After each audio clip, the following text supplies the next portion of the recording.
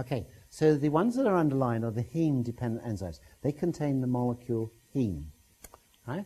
Now, heme is light sensitive. Okay? Hemoglobin is one of the major light sensitive structures in the body. It can absorb light and it can give light. Okay? And we go make it for hemoglobin. The simplest demonstration of that, of course, would be jaundiced babies who are put out into ultraviolet or into the blue wave band, and it gets rid of the jaundice. We know that we produce vitamin D when we're exposed to 290 nanometers, so we know that light has a profound effect in the body in the production of vitamin D, etc. These are all dependent upon heme. That means that light, good and bad, like Crick found, can be used to stimulate these enzymes. So in other words, oh wow, by a particular wavelength of light, if you know which wavelength it is, you could stimulate myeloperoxidase. So you could help a person who's got a malignancy shunt hydrogen peroxide round into hypochlorite, or a person who's got high levels of superoxide into metabolizing it down to water. So all these are light sensitive, if you know what the wavelength is to stimulate it. But you're going to learn that, of course, and with muscle testing it's very easy to find out what is the therapeutic wavelength, because you've got the tools the same as I have of what strengthens or negates the weakness induced is the good part, it's the therapeutic approach. So the reactive oxygen species form a very important way how the immune system works against infections. So let's just go on here. Now this is in the mitochondria. So here we see the inner membrane and the outer membrane. So inside here is the Krebs cycle. We talked briefly this morning about the Krebs cycle. The faster you pedal in the Krebs cycle, the faster your metabolic rate. 80% of all the energy we produce goes to heat, and with that heat, of course, goes light as well. Now, where could this heat and light be produced? Mainly in complex 4 of the mitochondria here. So we've got complex 1, 2, 3, 4. We carry the electrons from complex 1 to 2 to 3 by coenzyme Q10 here, and then from complex 3 to complex 4 by cytochrome C enzyme. Wherever we got cytochrome, the word cytochrome, it's a heme dependent. So that means that this and cytochrome C oxidase, which is complex 4, is light dependent, light sensitive. So electrons come in from complex 3, 4 electrons come in here, and they attach to a copper atom, which then goes to heme A, to heme A3, and then protons come in here to complete complex 5, and molecular oxygen is converted by the addition of 4 electrons to water. Very simple process, really. This whole process of producing energy is nothing to do with electrons.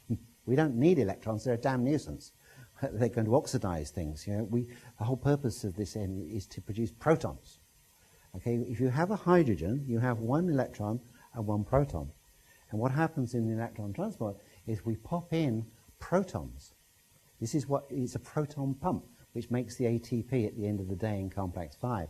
We've got to get rid of the electrons. The electrons are red-hot substances. Okay? Because you've got a proton and an electron in the hydrogen, it means we've got a free electron. Now, when we get 4 of these, we've got 4 that need to be transported from complex 1 to 2 to 3 to 4. Okay? Now, at complex 4, what we do is we add the electrons, 4 electrons in 4s, to molecular oxygen to make water. Okay? Very clean machine. Okay? But what happens if you've only got 3 electrons there, or 1 electron at a time? This is called univalently. So when we add an electron univalently, when we add 1 electron to oxygen, we get superoxide, which means we've got an extra electron on the outer orbit, which makes it very unstable. When we add 2 electrons, we get hydrogen peroxide. When we add 3 electrons, we get hydroxyl radical. And when we add 4 electrons, we get water. Okay, so that's what we want to do. That's why if we've got the CoQ10 and the cytochrome C in there, we can get 4 electrons across straight to complex 4 and get rid of them.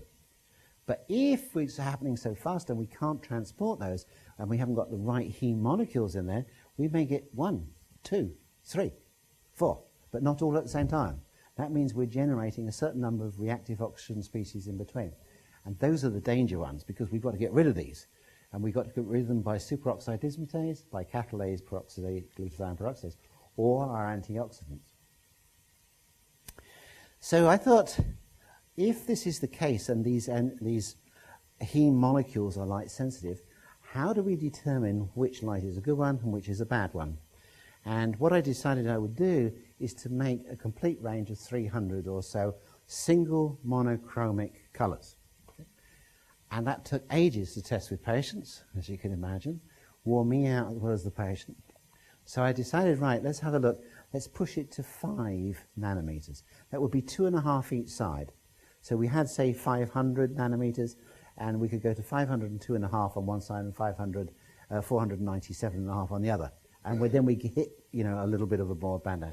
So that meant I made 54 monochromic colors at 5 nanometer. This was better business because it didn't take anywhere near so long to do 54 colors.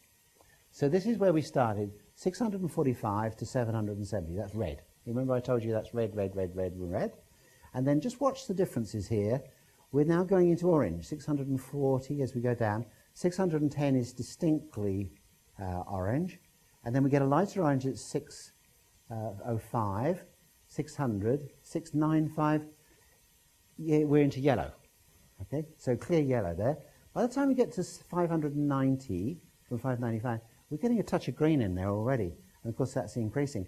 So 595 is about the only true yellow. Yellow is a very, very small wavelength, extremely small, probably the smallest in the whole of the visible spectrum as far as how much. It's a wonder you even see yellow in the rainbow.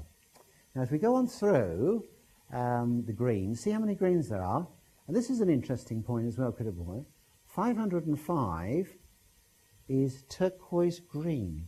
500, just 5 nanometers, is turquoise blue. It's very, very quick change in there from the end of green as it merges into blue. And then by about 500, I'd say 495, we're going into blue. And just look at how many blues there are. But it's only when we get to about 400 that we're getting a darker red coming in. You see that? Which is the violet. Okay? So blue is very difficult from below 400. 400, 395, 390, 385, and then there's that elusive 380 which we can't see. Okay, and that's the one which is beyond human vision. So all the 400s really are blue.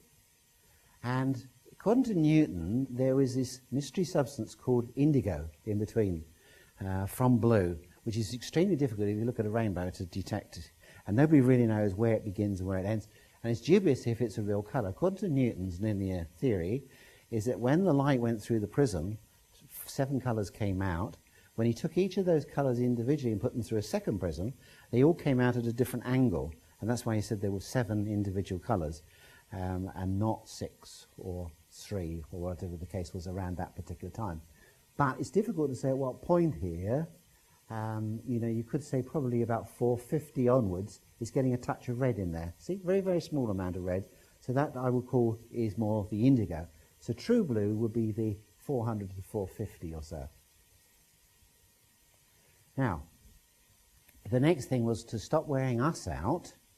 What I did is I stacked these 54 into colours and put a bright light, a very, very bright LED light through that, so I could check what was inside the layers. So what I did in the case of, say, blue is I put 10 or 12 blues in a row on, put the powerful light on, and the people who showed to one of those, it went weak. So in other words, the wavelength was specific, was within the stack.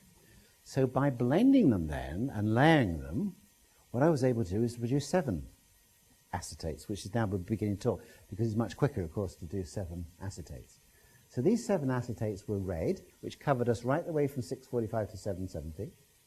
Orange was 600 down to 640. Yellow was 595, as I said, which was very, very small. Green was 505 to 590. Blue was 445 to 500, around what we're talking. Indigo, I took from 400 to basically to 500 there. And then violet was 400, really that was about 400 to 385. So that gave me 7 acetates. So that covered the whole of the visible spectrum, different from the original 7 acetates we did, which were just the mid-range wavelengths. Okay, because now I'm taking all the greens and putting them all in. So in that green acetate, you've got everything in that 100 nanometer sphere. Okay? So it was easy then to produce the opposite color, because you can generate these on the computer by inverting the image to give the complementary colours. And interesting, you see how many greens there are in the complementary ones. So these, according to Pop's work, would be the healing colours. So they're the opposite. So if you weaken to the original 7, let's go back, to any one of those, the therapy would be to give the complementary colour. And obviously, how do you give the complementary colour is the next question, is with a very powerful light, and not into the eyes, but you give the powerful light into the umbilicus, or an area where there's the problem, or the beginning or ending point of a meridian. So Jerome, if we could have you back, we'll just go through these 7. So we've got the 7 acetates here. Yes. Okay, so, no.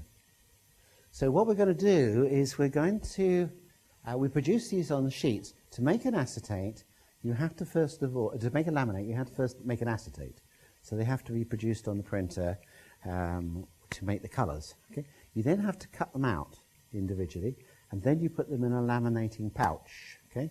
And then you've got to heat seal them and then cut them out again. Okay? Sounds a big job. Why can't you just put the acetate inside? Because the pouch seals to the pouch and not to the acetate. So they all drop apart if you don't do it that way. So Jill is going to demonstrate for you how you get the sheet. So you buy a sheet which has got either singly like that or the double sheets, which are easier, the A3 sheets, and you cut them with a pair of scissors. So these are all laminated. So all you've got to do is leave a little border, 1/2 centimetre of clear laminate around the side of the acetate, all right? So each one, okay? So that's a complementary one. We want the original 7. So we'll go through them now. Now, what we're going to do here is we're going to go through, we'll start with the red, okay? I usually start at red. Why? You'll see in a minute, because this is the least inflammatory of all the biophoton acetates here, as we call them. Orange, next. So we're putting it over the umbilicus. There's a specific reason for this, is that the umbilicus is still the high energetic where chi or life energy goes into the body in Chinese medicine, called the Shrine of God. But it's only a short distance from there to the vena cava and the aorta, and a huge complexes of vessels in the gut, which means that light can get a very strong influence into the hemoglobin. Okay, that was green. Blue. Now, I made an indigo. As I say, I can't find any specific measures where indigo starts, so I had to guess more or less where I started to see visually, because there is no hard and fast rule in optics of where one colour becomes the next one, because it merges in. Okay, so far what we've got is right the way through the visible spectrum, and we get to the last one, and he weakens to violet. Okay, so he's a violet boy. Okay, so what does this mean? Well, we're going to find out in a minute. So if we take the complementary colour to violet, which will be a green. So we want to know what violet means. What does, why is he emanating violet? Now, if I just go back to the original, 7 colours we got here. No. Yes, sorry, not the original 7. So I'm just going to test Jerome with red over his eyes. This was the original work that we do for the body constitution colours. So red, and then we've got green, and then we've got blue. And this is what we found in the early days, 20 years ago and probably now. Some people don't like the colour, so they close their eyes. So close your eyes, and they still go weak. You think, oh, well, I've been telling everybody it's to do with the cones and the effect on the cones and the rhodops in the back of the eye. But it can't be just that, can it? Because there must be light-sensitive tissue in the skin. Because if we put it up on the forehead now, he still goes weak. Okay? And if I put it around the tummy button, he's even weaker. But if I cover it over so there's no light goes through that now from outside, pull, he doesn't go weak. Because this light, what we're doing here, is from outside. This is what we call photons. In other words, it's an outside degree. Now, the violet, which he weakens to, have I got the violet? Have you got it? Have you got it? So the violet that he weakens to, we cover it over, okay, still weakens, right? Because that colour comes from inside him, not outside. Okay? This is called a biophoton, something that comes, a photon or package of light that comes from this. And I thought, well, I've read all of Pop's work, or had a good go with it through Philip Sykes' work, read around this subject, and you know where I found the best information? Was on our website about mirror glass. And mirror glass will tell you all about photons and biophotons, because that's the basis of what mirror glass is about. So that when light goes into the mirror, through the mirror glass, it stimulates photons. Okay, it energizes. Now I understand what they're talking about. Begins to make sense. So, let's take the complementary colour. Did you get the complementary colour, Joe? So the complementary colour to violet for him. Okay. Now, how can I tell whether this is a good colour? Let's go back to his muscle. Push down. Down towards the hip. He's a strong man as well. You work with horses or anything? Okay. Now, I'll challenge you to an arm lever, all right? 100 pounds. You lose. Okay. So as long as he's not wearing a green shirt, I'm all right. Okay. So this does put an extra effect on what clothes we wear, doesn't it? Because it doesn't matter for the colours coming in from outside, but it does from outside in. Because when we put that over there, there's something that's good about that. And when we put the violet on, there's something bad. And this is of a frequency, or wavelength rather, somewhere between 400 and 385. Very small waveband there, that there's a problem here. Okay? We can't see it. Sometimes people can see colours coming out of people. I think children tend to see them more than adults. We tend to block it out a little bit as we're adults. The only time I can see it is when I see a live concert. If you see a live concert with the atmosphere of 5,000-10,000 people looking at this person on stage, and then really they're so electric, and you can see this light coming out of people sometimes, and you think, oh, it's the spotlights and things like that, but it's not. It's when you look with your eyes slightly to the side and you see it with the cones of your the rods of your eyes and not the cones. It's more into the peripheral vision, and you can see the light. And luckily the Germans have perfected cameras that can do this for us, so we don't all have to have extra sensory perception. But most of us can see it in the right circumstances. Okay, so can we go back on the screen? So this is the laying of each monochromic colour into 7 acetates. So in Jerome's case, it was the violet that weakened. So then we put the complementary colour, and we know that that is a therapeutic colour. So we could administer the therapeutic colour to him through his umbilicus. And there's various ways of doing this. The easiest way is just using a light. Do you want to get the lights out there, Joe? First of all, give me the big... what we've used first of all was ordinary torches, and they really weren't powerful enough. They just didn't penetrate long, and you'd have to have at least 15 minutes or longer. So I found a big, powerful boy. So don't look at this. This one, the ordinary torch I found that you buy in the shops is 20, and then the bigger torches were 30 lumen. This is 8,000. So this is why you don't look in there. It has the disadvantage, although it's quite heavy, it makes the acetate hot. It doesn't get hot here. There's no heat at all in there, but the acetate heats up. So the light converts to heat, okay? Heat and light are interchangeable there. And already that one's hot, you know. So this is a bit of a disadvantage because the patient says, the acetate's getting a bit hot, Chris. So we thought, oh, we have to calm down a bit. Now, the next one I looked at was the one which is advertised that NASA uses a lot, which is a universal one as far as it's 670 nanometers, which is considered to be the best output for treating injuries. And they are pleased with this.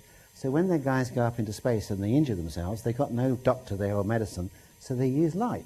And they use 670. And this is used extensively in sports medicine now.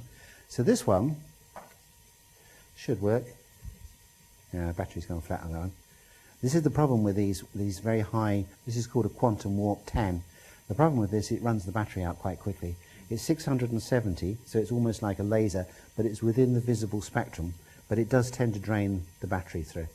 But again, it's 670, but if you put the 670 through this, it takes this with it to the depth. So that's quite good. But the easiest one we found here was, the big boy here was £64 on Amazon, but they've come down now, so they're coming in about 37. So they're good, very good value now. But this one, we'll give you the name of where we are. Again, Amazon one is, I think, only £16, and this is 2,000 lumen. So not as powerful as the big boy, but you won't want to look at that. You can see how strong it is, and it does have very many functions. It flashes, look. So you need to, if you think yours doesn't work properly, just hit it. It has 3 programs which you hit the button. And what we found is roughly 2 minutes will do the job. But I'm not going to do it yet. Okay, not until I got my £100 in the arm wrestle. So 2 minutes will do that. We'll give him the therapy, and then his muscles will be strong. Does he still need his zinc? Yes, of course he does, because otherwise the light therapy won't hold. What does the light therapy do? Well, we'll see. So just before we let him go, and where are we? All coming up towards break time, but I want to just finish my topic off, if I may, and then we'll have the break. So what we want to just show you now, you stay around there, is that all right, is how we came across this, of what it is that emanates the light. Pop thought it was the mitochondria, Pop thought it was the DNA with the helical structure. Other people were convinced it's the mitochondria. I think we know what it is now, but what gave us a sort of starting clue was this concept that gas chromatography picks up about chemicals, what are called volatile organic compounds, and dogs smelling cancer. So I wanted to show you a film clip. So this is my family, my wife Kate and my twin boys who disrupted my sleep patterns last night.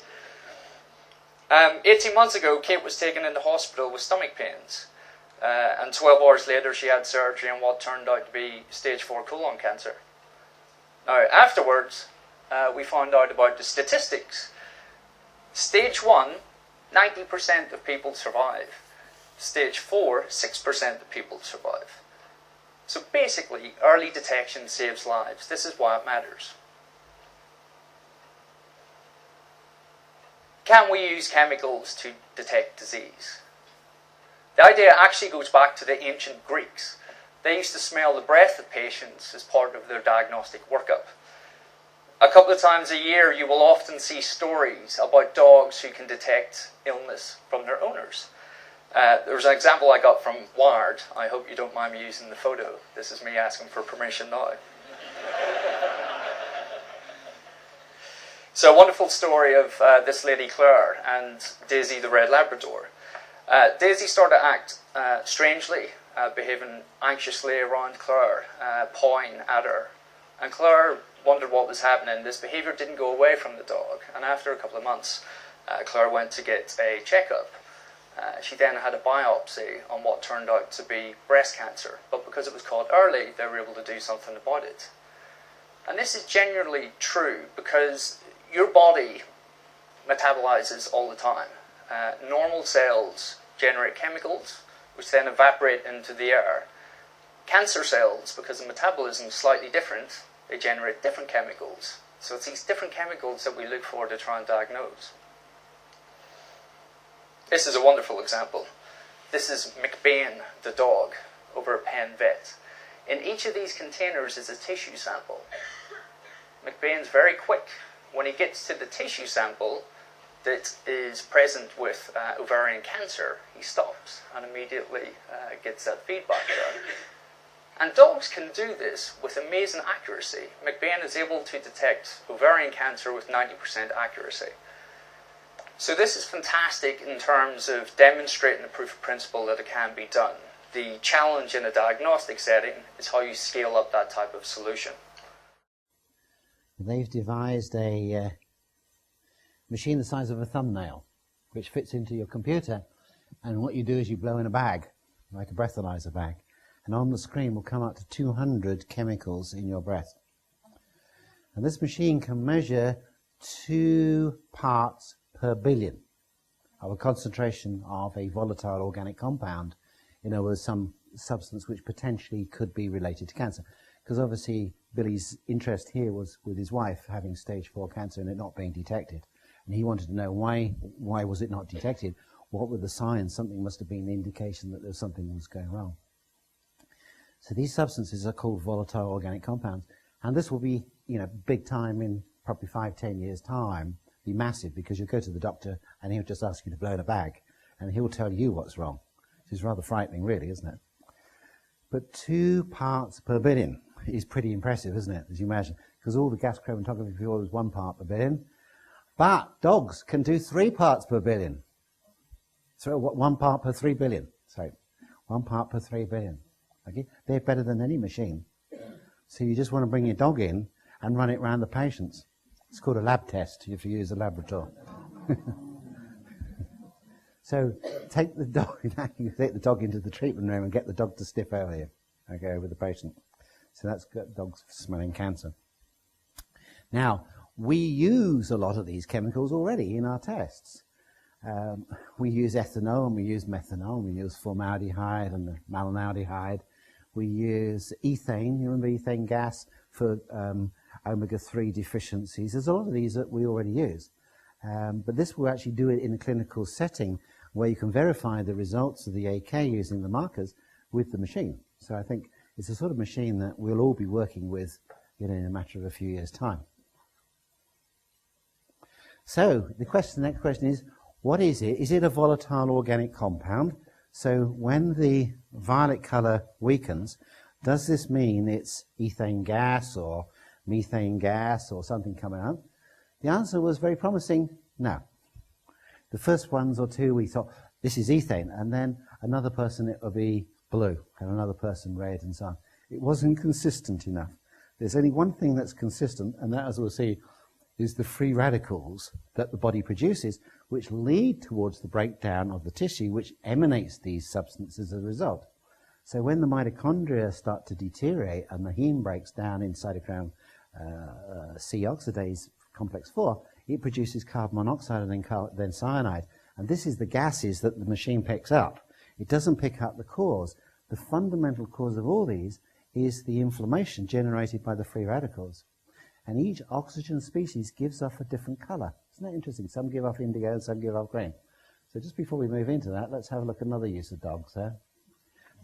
Sam, I think you guys sent me that years ago, didn't you? I found it on the internet and I thought, oh, it's...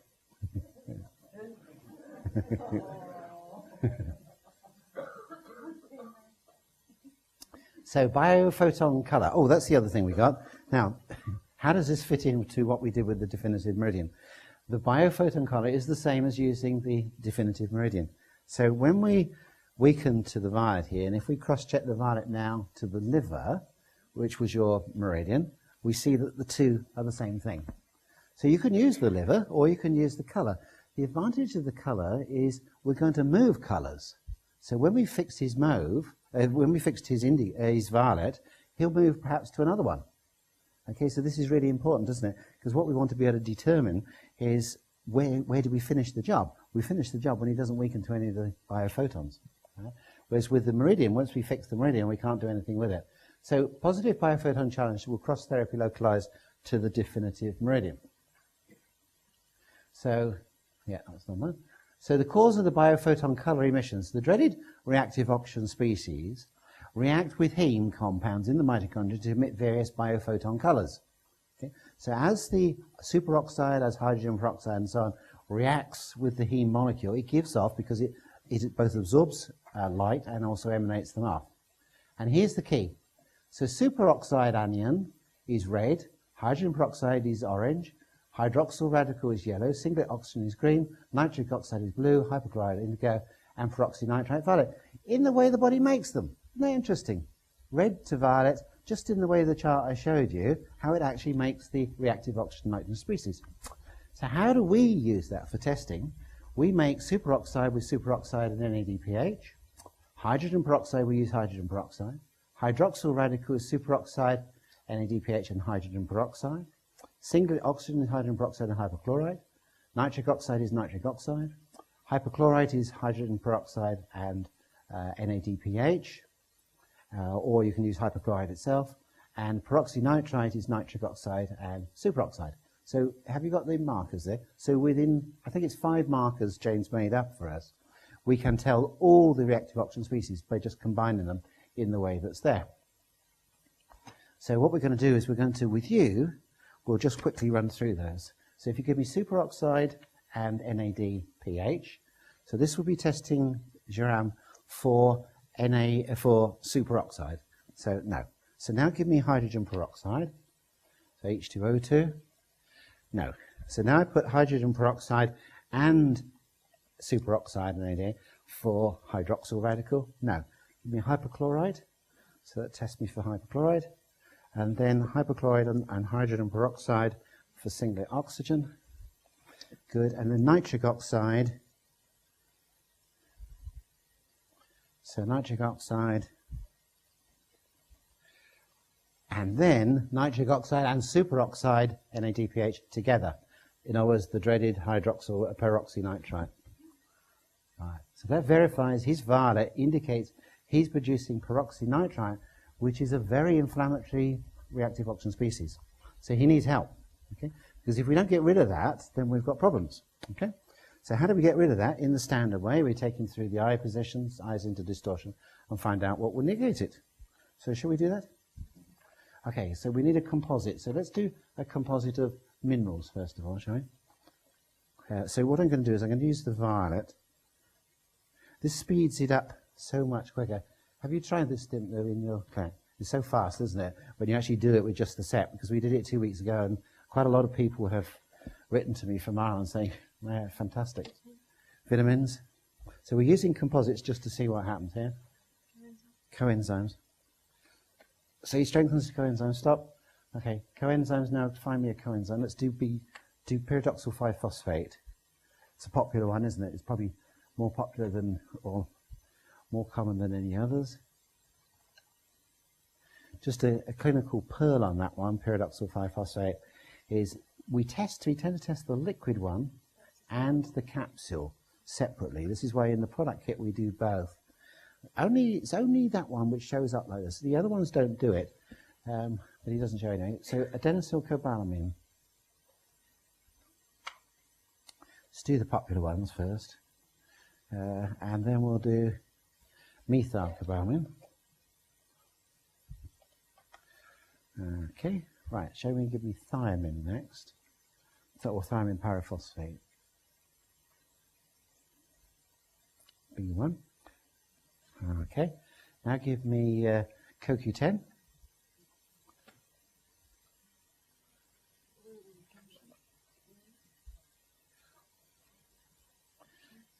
Capsule there.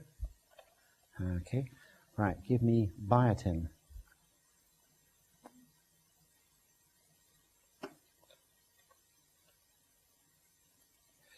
And give me vitamin C. Vitamin C. Just plain C here. So he shows to vitamin C. All right. Don't forget vitamin C is a coenzyme because it's activated and it's oxidized and reduced. In the reduced form, the ascorbic acid is the active form. So what we would do here is we would test him with the number of capsules and then test the dose, the timing of it. Okay. So now, does he need anything else for the violet, for the peroxynitrite? Take it on and off a couple of times. Okay, and let's retest him now. So he remains strong, which is great. Okay, so everything's fine. Right? But now let's go back through the spectrum again. So starting from violet, we know violet's finished. Now let's go to indigo. So he's strong to indigo, which is good. So notice what we're doing. We're just going back through the spectrum from the bottom to the top. So now we go blue. And after blue comes green. And after green comes yellow. And after yellow comes orange. And after orange comes red. So he weakens on red. So we've gone right from the bottom to the top. That one substance, vitamin C, is taking you right from the bottom right the way up to the top. All right? Now what we're going to do now is we're going to find an amino acid. Let's try the amino acid complex first, because our experience is when a person shows to the red, this is indicative. Sometimes they show to something else and then to an amino acid, but usually this is an indication of an amino acid, which is necessary to rebuild, restructure the tissue. And for speed, we're just going to try the essential ones and the non-essentials. So we'll say that yours is an essential one. So let's go for the essential ones, Joe. So histidine, Jill's going to describe each one of these. Isoleucine. Leucine. Lysine. You'll get to know what all these mean, what tissues they... Methionine. Methionine. Yeah. Phenylalanine. No. Threonine. Tryptophan. And valine. That's the end of the... Right. So valine. So what we've got here is valine. Does he need anything else? Take your thumb off. And no. So what we do is work out the valine. Now, when you've got valine, the amino acid, very, very important with amino acids, you give them 15 minutes before breakfast. 15 minutes or more before breakfast with a glass of water. Nothing else for 15 minutes. Why? Because they compete. Tests have shown consistently with tryptophan that if you give a dose of tryptophan, free form of tryptophan, 15 minutes before breakfast, the tryptophan level goes straight up in the blood within 15 minutes, and serotonin rises in the brain. Right? If you give a tryptophan-rich meal at breakfast time, no supplement, tryptophan increases in the blood, but serotonin doesn't change. They compete at the blood-brain barrier. So even a cup of tea, coffee, fruit juice, whatever, competes with the free-form amino acid. So for 15 minutes you must take nothing, right? So the first thing when you get up or after you go on your run, then swallow your amino acid, all right? Then wait at least 15 minutes. Doesn't matter if you wait longer, but you'll know when it goes in because it hits within 15 minutes and you feel different. You do it for about 2 weeks on average. You can muscle test that, but on average it's about 2 weeks at the dose and then you halve it. So you halve the dose after 2 weeks because you've built it up and you saturate it, and then it'll start to rebuild the tissue. But it's an amazing effect that amino acids have, but you have to do them individually. And we could never get amino acids to show as a composite because it wasn't the right time. It's only when you've got the red on there that it indicates you need to regenerate. It's time to regenerate. That's the valine and the vitamin C. So we've taken those two off you. So, in other words, if we were to treat him, we treat him with his complementary colour at this stage, but he still needs his valine and he still needs his vitamin C. Okay, because you can't magic valine out of the air, and you still need your vitamin C, I'm afraid. Well, not afraid, it's quite easy. That's the only things that you show that you need. So it's actually a lot quicker than what I spent the time just demonstrating around. But you can do it within a few tests with the acetates and just run through the whole gamut there. Thank you. Okay, so I'm going to just do a couple of other things. You can go. So what we could have done with Jerome is to test him when he weakened to the red with superoxide, just to prove that was the case. So the thing which is giving the glow in him are free radicals or reactive oxygen species. It's oxygen being burned, and they burn with different colours. And those are the colours of the reactive oxygen species there. So really fascinating, isn't it? Because that's what gives the colour in the glow with people, is free radicals or reactive oxygen species, which generates the inflammation, which then does the cascade and does all the damage to the tissues. So here's the colours with the different radicals and